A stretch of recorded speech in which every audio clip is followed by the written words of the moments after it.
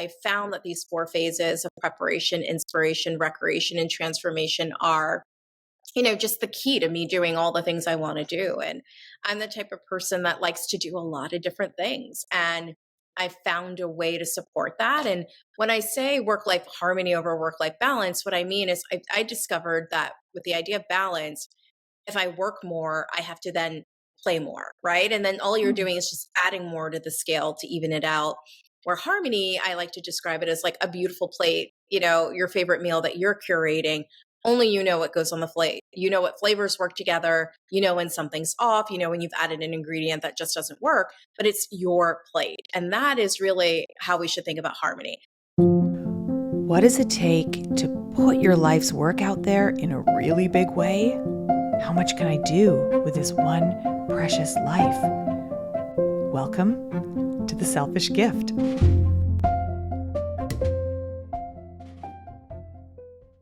If you are struggling with your to-do list and wondering how you'll ever reach your big goals that matter most to you, whether that's writing a book or starting a business, you are going to love learning from my guest today. Tina Wells is a powerhouse. She's been an entrepreneur since the age of 16, and she's now a business strategist, a speaker, the CEO of Relevant Media, which is a multimedia content venture serving entrepreneurs, tweens, and culturists with authentic representation. And she's also the author of more than 15 books, including a tween fiction series, Mackenzie Blue, its spin-off series, The Z Files, and most recently, The Elevation Approach, Harness the Power of Work-Life Harmony to Unlock Your Creativity, Cultivate Joy, and Reach Your Biggest Goals. And she also offers a digital course of the same name. Tina has been featured in all the magazines from Fast Company to the Oprah Magazine. And Tina, I think you've been on just about every 30 under 30 and 40 under 40 list around.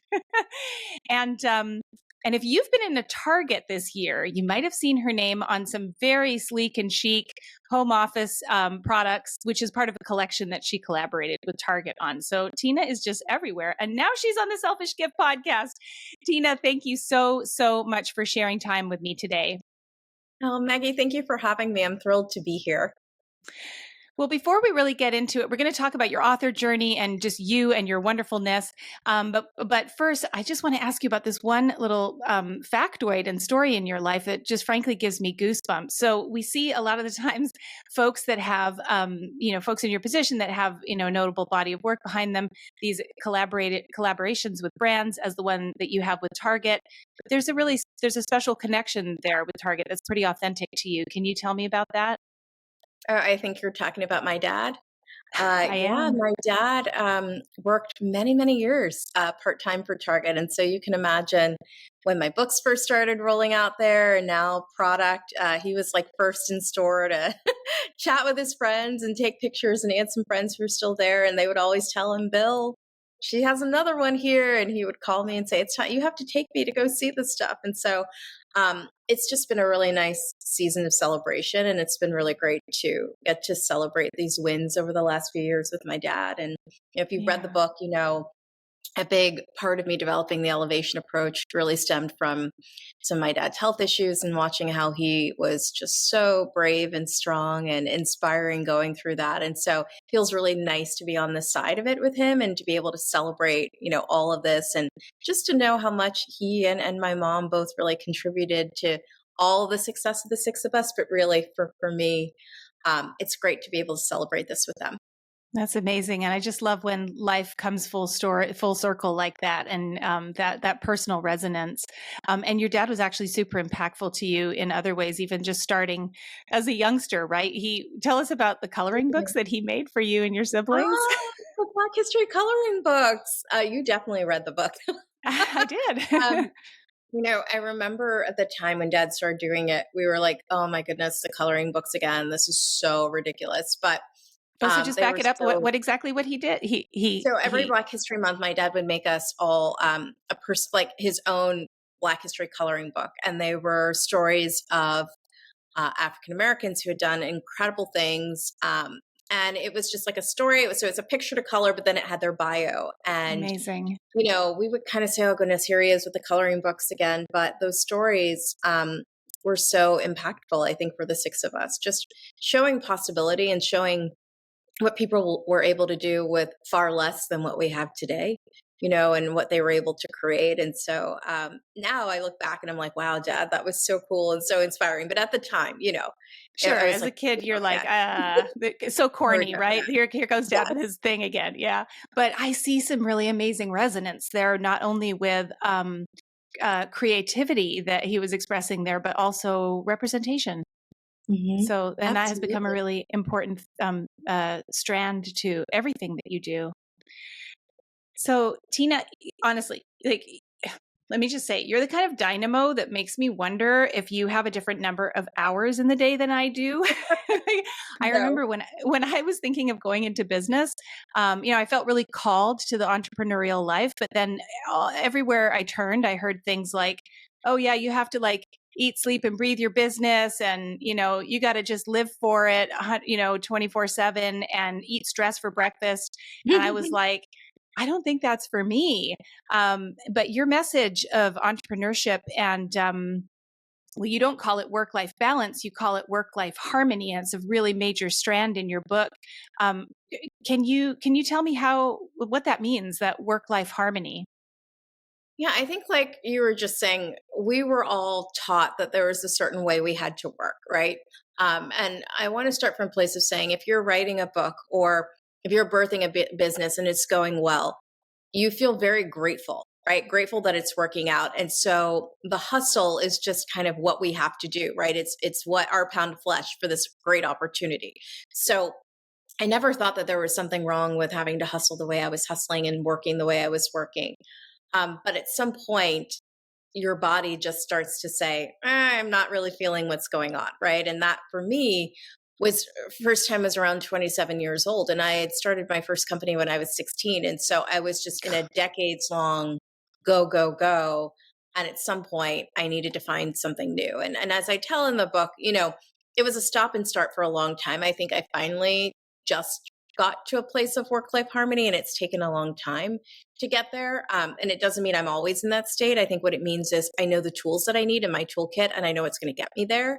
Mhm. And I found that these four phases of preparation, inspiration, recreation, and transformation are just the key to me doing all the things I want to do. And I'm the type of person that likes to do a lot of different things. And I found a way to support that. And when I say work life harmony over work life balance, what I mean is I discovered that with the idea of balance, if I work more, I have to then play more, right? And then all you're Mm. doing is just adding more to the scale to even it out.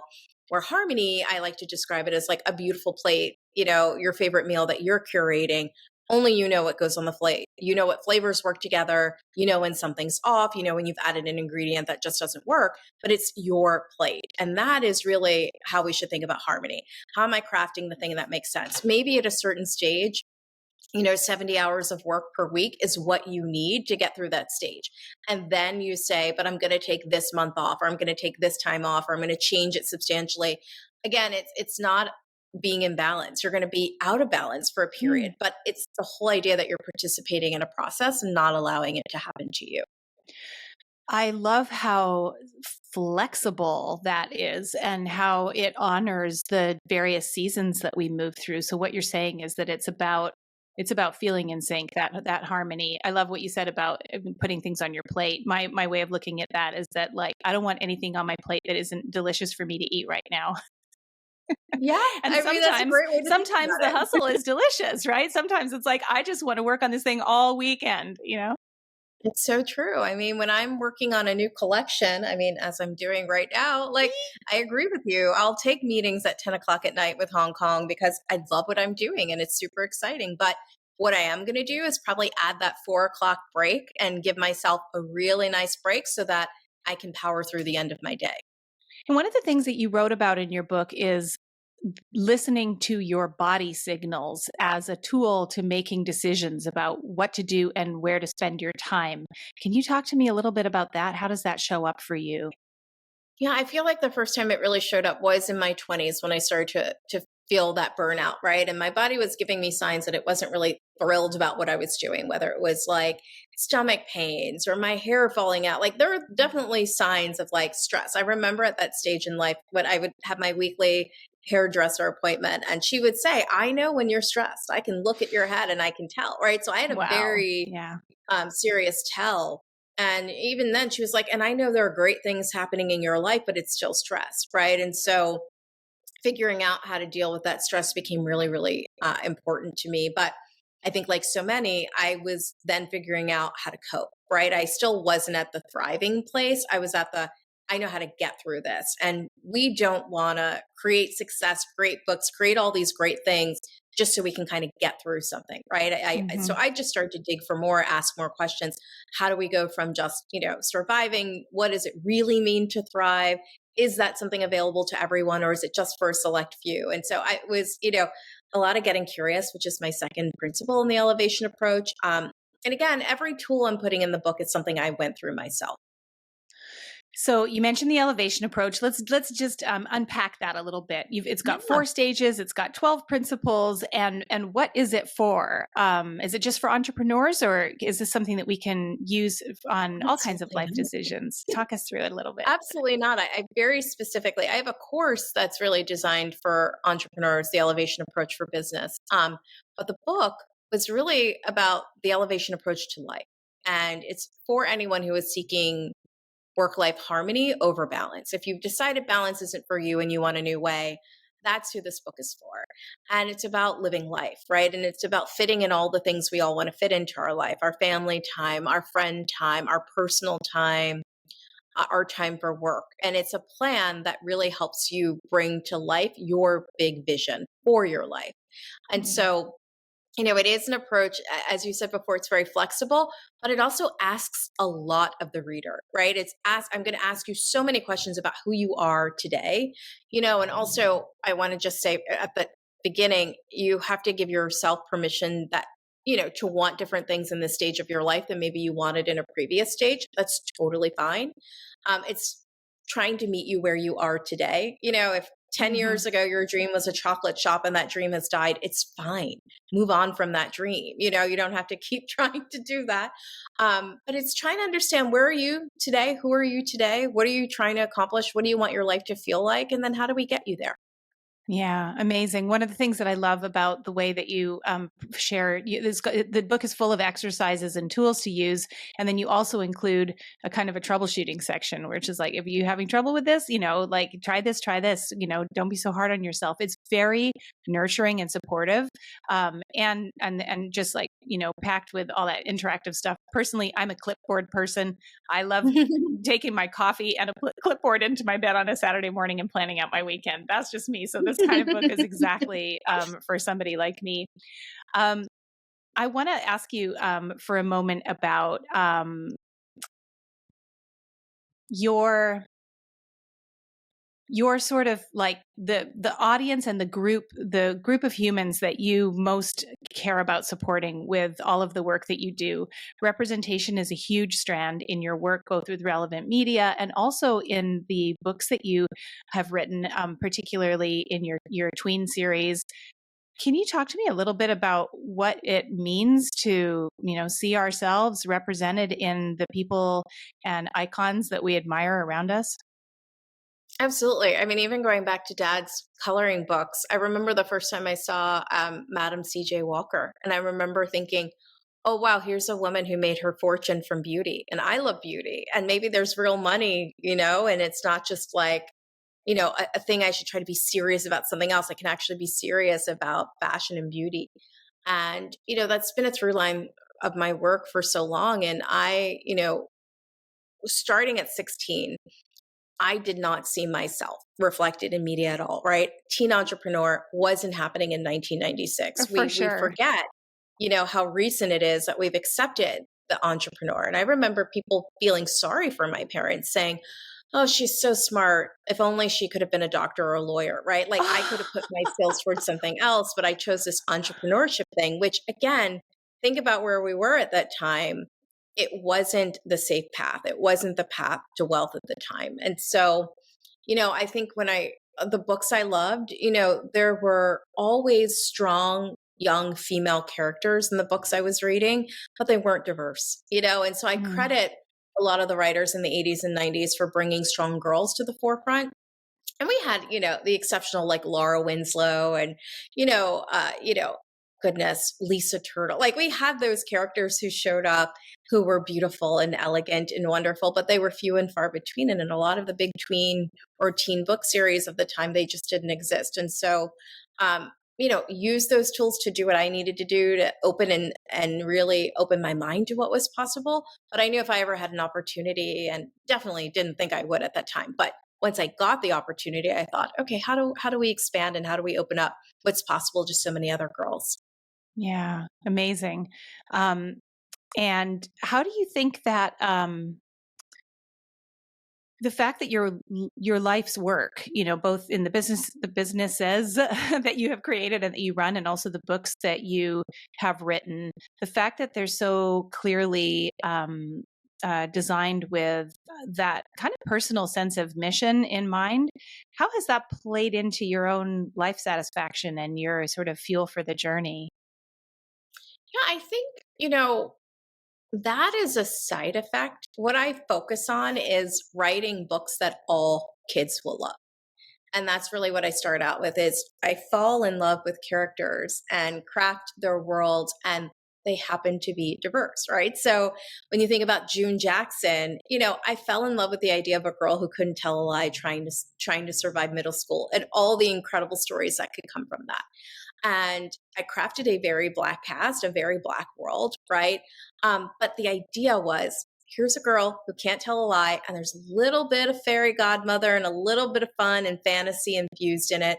Or, with the Z Files, really the spinoff of my series, Mackenzie Blue, I thought, okay, she's leaving sunny, California. What would be so interesting at this life stage would be to take this like Southern California girl and move her to London, right? And Hmm. then from London, we're going to move her to a boarding school.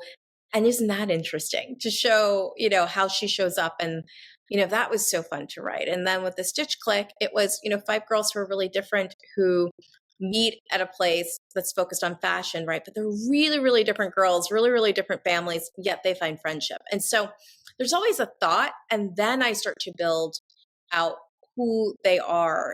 And so diversity and inclusion and all of those things is always at the forefront. But also how I want to depict people. I'm working on my first adult kind of rom-com right now. Oh my God. And it's so fun, but this issue popped up when we were just crafting characters, and I really went hard on the team, and I was working on it. I said, we're not going to do this. There's a stereotype of certain places, and we're going to defy that. We're not going to even feed into that because we have the opportunity to tell a different story, right? Right. Everybody knows that story of, a developing world country or what the developing world, like we're going to tell a different story because when I lived, in this place, I had a totally different experience, and I wanted to bring that to life. And so, it's to answer your question, it's never just one thing, right? I don't Mhm. ever think I'm going to focus on a Black character, or I'm going to focus on, you know, any multiracial character, any, Z is biracial. I just start to think about what's the story that is universal that all kids are going to love. And then how Mhm. do I create a cast of characters that is so diverse that every child who picks up this book can see themselves in the stories? And I think what I'm most proud of is any child of any race, any gender will say, I see myself in that character. And that is what I think is the win for me, is that any child will pick up a book and say, I see a part of myself. And that's what I'm going for, is that emotion that I feel, or that life stage that I think is really universal. So it's so much about, touching other human beings in the center of their life experience Exactly. through your creativity and through your passion for storytelling, reflecting that human journey back to them. Tina, how many books have you written now? I'm working on my 21st right now. So Stop! and I Okay. think now that Wow. the Wow. Elevation Approach workbook just came out, I have one more in the Stitch Click to drop. And so that means what? We're at Wow. 19 are published. So 20 is coming this fall. And then, Amazing. fingers crossed. We're going to blow Oh, it out with this next one. I'm super excited. so can you take me back to the beginning of your journey as an author? How did you get your first book deal, and what was that the book on marketing to the youth? No, What was the first book?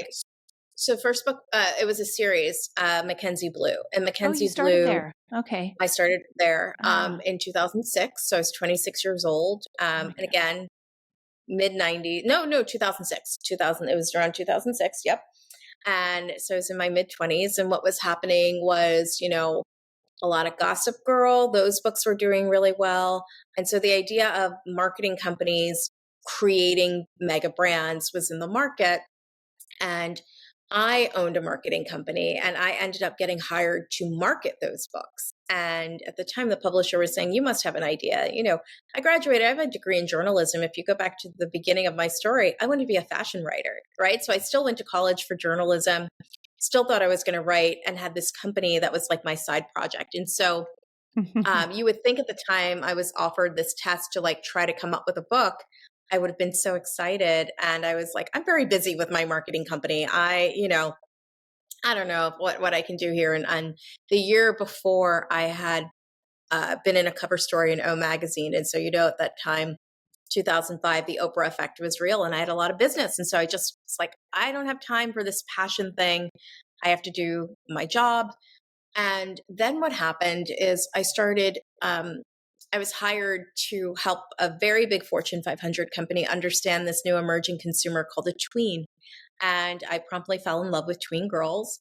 And at a focus group, break, a mom came up to me and she said, "You seem to know about things like this. What do I do? My daughter's 10. She's reading Gossip Girl."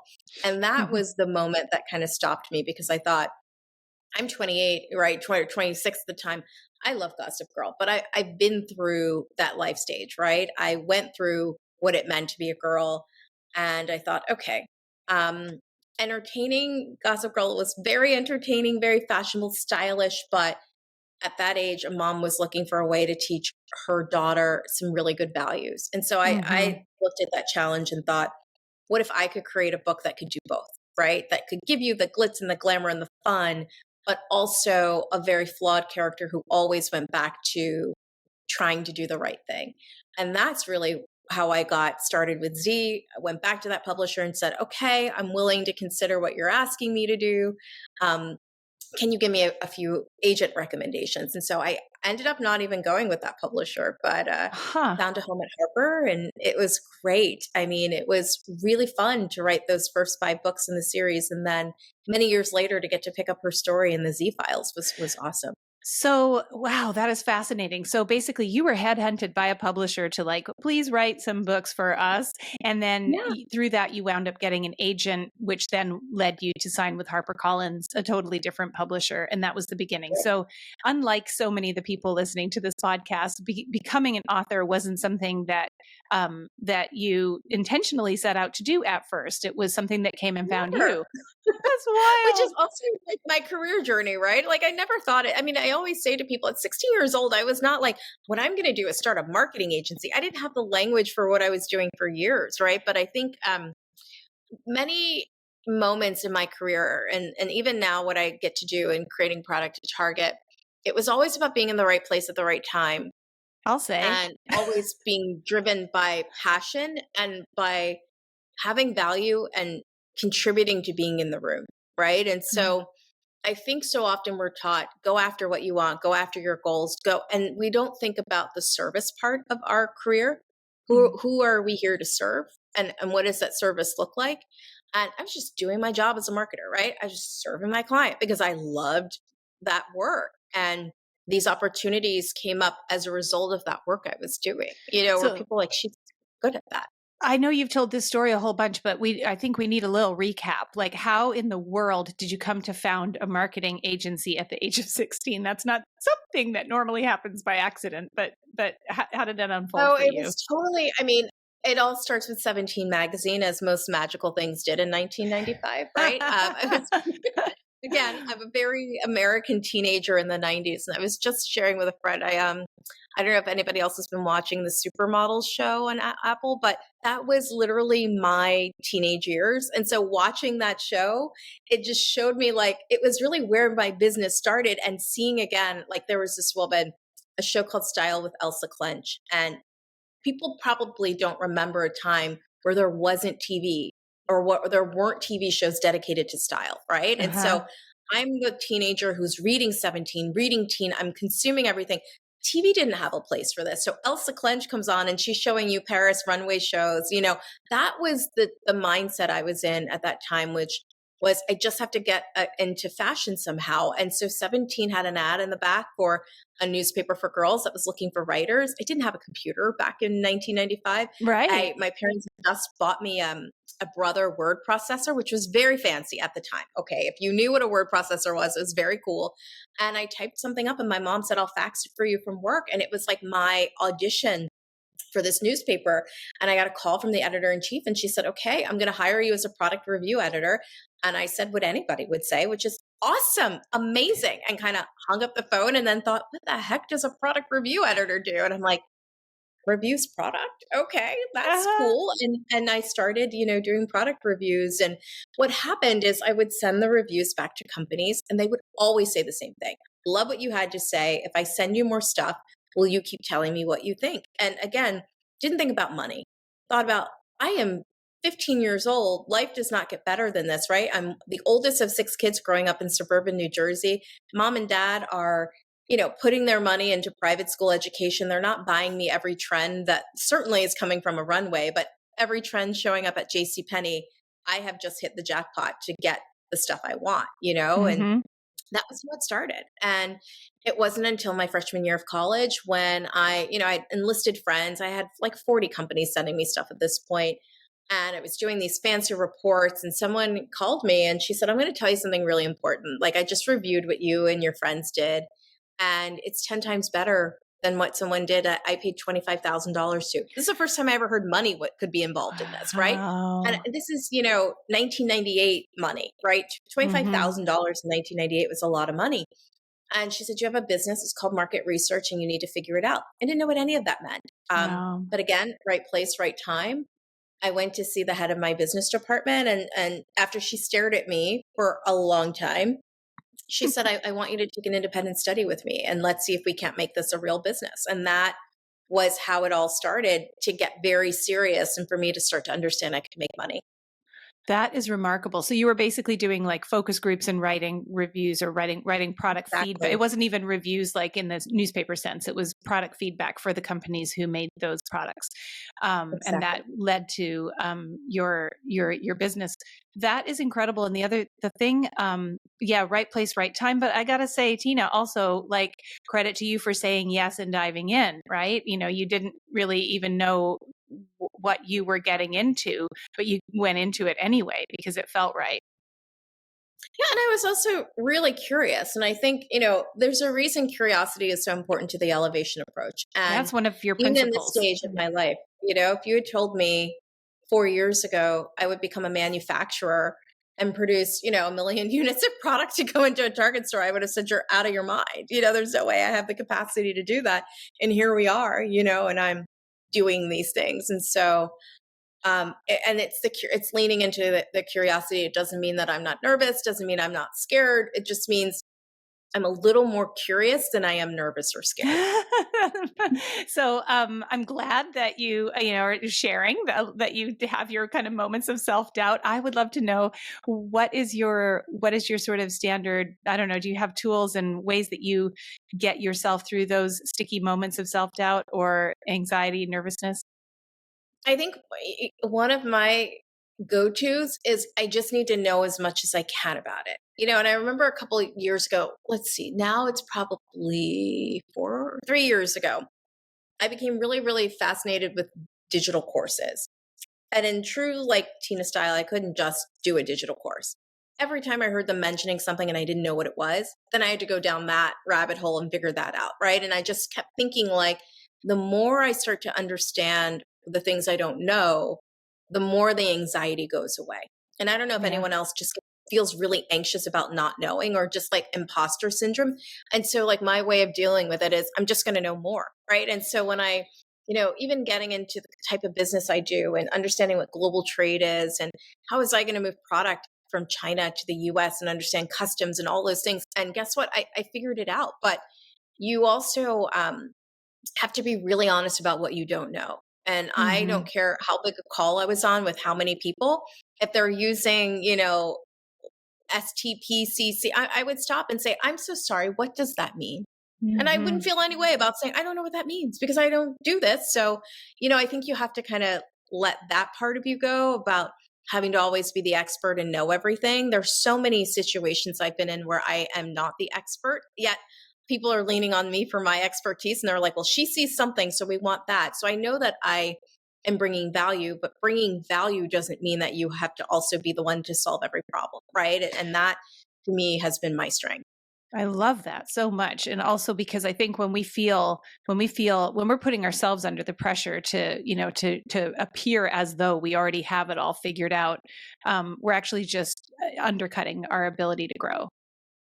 Absolutely. And it's okay to not have the answers to everything. And sometimes what happens is life puts you in a place where you have no answers to anything, and Mm-hmm. you're just trying to piece it all together. And so, I had a very tough 2021, 2022 trying to piece together how I was going to make this business work. And now there are things where, I'm like, oh my goodness, I can't believe how easy some of these concepts are, but it took a while to get there. Yeah, and I wonder how that applied to you making this pivot from writing mostly books for tweens, fiction books that were story based, into writing a nonfiction book for an adult reader. What was that shift like, and what sort of help or support did you look for or find in developing this manuscript, the elevation approach? Yeah, well, I think great agents and great editors are always very helpful. And I had both here. So, not to be discounted, but I also think, Steph, my writing partner, we have done fiction, nonfiction, we've done it all together.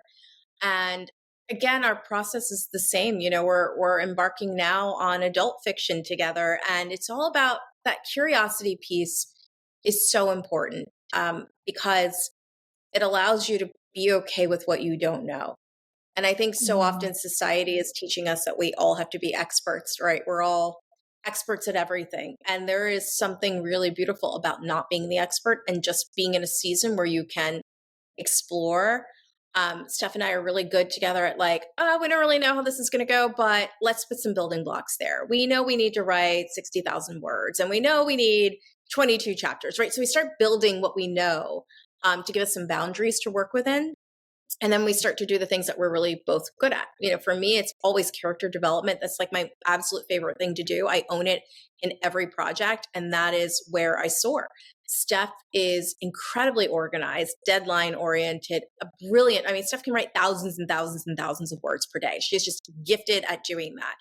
And what we end up doing, the way we work together, is then I get to layer in flavor and flair and differentiation and things that, I mm, bring in my marketing brain to our process a lot and think, again, what does the reader want? What trends are trending globally that are going to make this project received in a way that's different, and we layer those two things together. And so it's bringing the best of what we both do and then recognizing where we need the other to make it work. And it's a process, right? That's why we wrote the elevation approach, because how that is our process for everything. As you and I talked about earlier, it's my process for book writing, right? And in that preparation is, where you declutter your space. We both have to do that from a sense of like, okay, we want to be in the writing place. We need to declutter our calendars, right? We need to really get to a timeline and make sense of how are we going to make this work.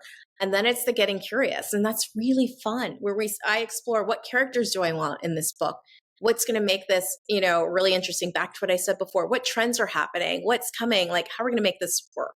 And mm. then it's knowing your numbers. And that's back to how long is it going to be? How many words? And then we back into a process, right? And then inspiration in that phase, it's when you socialize. So it's when first time we bring it to the agent, right? And we say, give it a read over. What are you thinking? Where do we need to adjust? Let's add more, right? We layer it in, and then recreation happens and we take a break. And that break is super important, right? And it's the part I've had to deal with. The hardest part in my own approach is the break. But the break is what then allows for transformation, which is when you bring it all together. Yeah. So some of those pieces that you just touched on, these are all principles in your elevation approach, right? So Yep. recreation, preparation. You've got preparation. I would love to actually use that Inspiration. framework to ask you some specific details about what your personal writing practice with Steph looks like, especially because you are collaborating with a co-author. So what do you do to prepare your space? You talked about decluttering and about creating a beautiful workspace. Where do you love to write? I don't have a chosen place, to be honest with you. I don't have a process or a place. But decluttering is important. And I will say what triggers a lot of my creative development is travel. So Mm. anytime, I if I'm not traveling, it's hard. It was really hard to do as much writing as we had to do during the pandemic, being in a lockdown place, because I'm so motivated and so inspired by being able to travel. So I had to kind of draw on some trips I'd taken before to get me in the headspace for that. But I would say my big travel for sure is my biggest motivator. Mm. And where do you get, so how does that translate into, I guess what I want to know is like, where do you get your story ideas? Travel is great for kind of like color and vibrancy of the descriptions and everything, but where do you get your ideas for the stories? But it's interesting. I don't approach travel for that at all. Travel to me is just the thing that allows my creativity to flow, right? That just Oh. puts me in a space. I'm not at my desk. I'm not taking meetings as usual. And so it's just, being on a plane, not being reachable, it puts me in a place to then let all the stuff come out, Oh, and I I am see. definitely and naturally a very creative person. And I'm always thinking and coming up with ideas and coming up with new things I want to do. And if anything, I'm like always kind of tempering down my creativity to say, it's not yet, not yet. We'll do that one. And so I'm kind of finding buckets for things and saying, maybe in 2 years, maybe, but right now we've got to do this. So it's the ability to, it's not just about the getting curious piece. It's how do I start to cool down and how do I get to a place, the project I want to do? I think so many of us have these big ideas in our head, but it's the actual getting things down on paper. And travel takes me out of my day to day, which is Mhm. then what allows me to get those ideas out. But I don't go Mm. on a trip saying, okay, inspire me for a new idea. I'm more of Mm. like, I've got something or I'm starting to think about things. And I'm always coming up with ideas.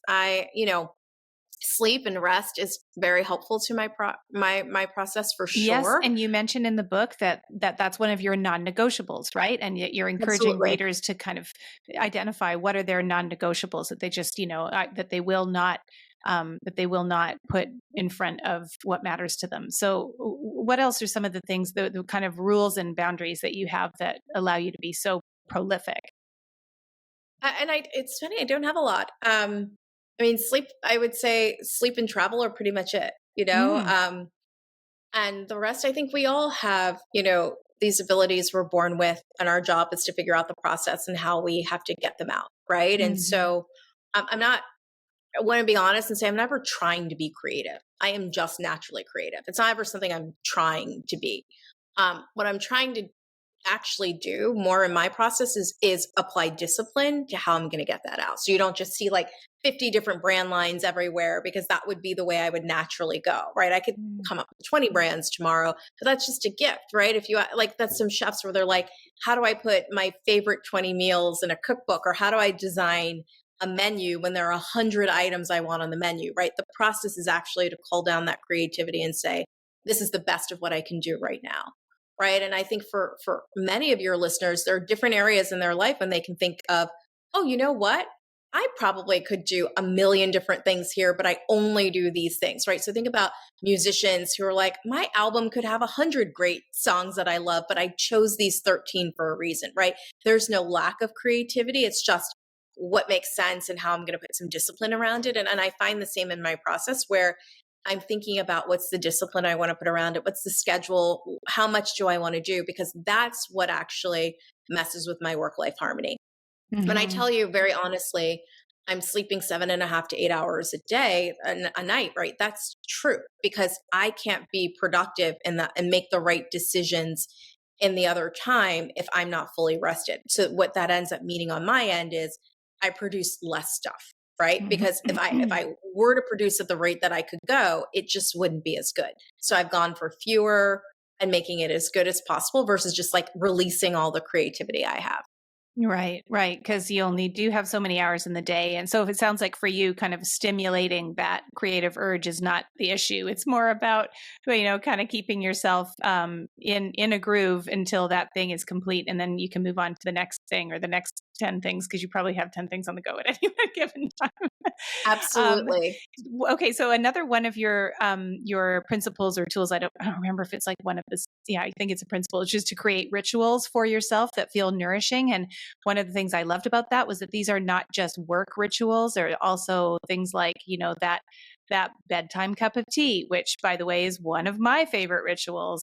And so I'm curious to know, what are the little touchstones and rituals that you incorporate into your life to keep you feeling juicy and vibrant? I would say mine change with the seasons for sure. And I again, the book asks you to check in a lot with yourself. It's a process. I almost put that in my toolkit, right? The check in, like, what's going on? What do you need? I find, I live in the Northeast, and so I am very in tune to the changing seasons, right? I'm not in a place where it's like the weather is the same all the time. In fact, when I lived in a place where the weather was the same all the time and it was beautiful and tropical, that was really hard for me Hmm. because I need the seasonal changeover. And so, now going into fall, those rituals are changing. What I need is changing. Summer is my recreation season. And so I need a lot of play and I need rituals that just are a little more freeing. I need more travel and escapism, and family time becomes a really big ritual for me in the summer. In the fall, I, like many other people, are trying to bring it all together, right? And so I tighten up a little bit, and my rituals are much more like sleep is non-negotiable, but I have to be ready to fire and go and ready to make those choices, right? And be very decisive. And to do that, that means like my physical health, mental health, all of those things become top priority because now I'm in like peak performance mode, right? And so, Mhm. my workouts become more non-negotiable, and my eating habits, cleansing, detoxing, taking care of my body. In the summer we kind of just frolic and we're eating whatever and doing whatever, and so I find that like in the fall I have to be really on top of those things because I want to be a little bit more of a peak performer, right? And Yeah. so and then winter comes, and I think in winter, again, Northeast winter means that we are inside more than we're outside, right? So that's a lot of time for taking stock and planning and doing things. And so my rituals are more around fasts and things that incorporate a lot of more introspection. And so um, I think the entire point of the elevation approach is that it is flexible and it's meant to change and it's meant to evolve with you as your needs for your work life harmony evolve and change. And that is so crucial. I think that a lot of us feel sort of confused and bombarded by these messages that saying like, this is your 5 steps, to success. This is your bulletproof morning or whatever. And the truth is it depends, right? It depends on what actually feels good and nourishing to you. And I suspect that you mentioned it in the book, and it's actually one of the principles that you share and encourage your readers to cultivate. But I suspect that your spiritual practice is a big part of this. And so I'm curious about what would you be willing to share about what that looks like for you and why it is so important to all of us when we're tackling those big dreams. Yeah, I think, for me, the idea and something, of something so much bigger than me is so important, right? And I think it also grounds me in, as I think about my problems or things that I'm dealing with, it's like, okay, but let's look at how big everything is and where you fit in this. And so I think there's the perspective, but I also think there's the faith that's so important in bringing these big ideas to fruition, right? And that I'm going to do my part. I'm going to do as much as I can, but there's just something for me that's really important in believing in something bigger and kind of feel like I'm co-creating and that I'm able to manifest or come up with these ideas, but it's a co-creation. And I think that is really special. I think, I think for any spiritual practice, it also needs to be really sacred. And I think it's also very private. I think we live in a country where we love to talk about, our values, right? It's a big whole thing. But in the elevation approach, I think I ask you to take a much more internal view of that and say, again, how do I want to serve? How do I want to show up for the people in my community, my friends, my family? How do I want to change and impact that community? And the idea around work-life harmony is I will be the best version of myself and be able to bring the most to fruition if I am and really aligned, mentally, physically, spiritually, emotionally, all those things working together.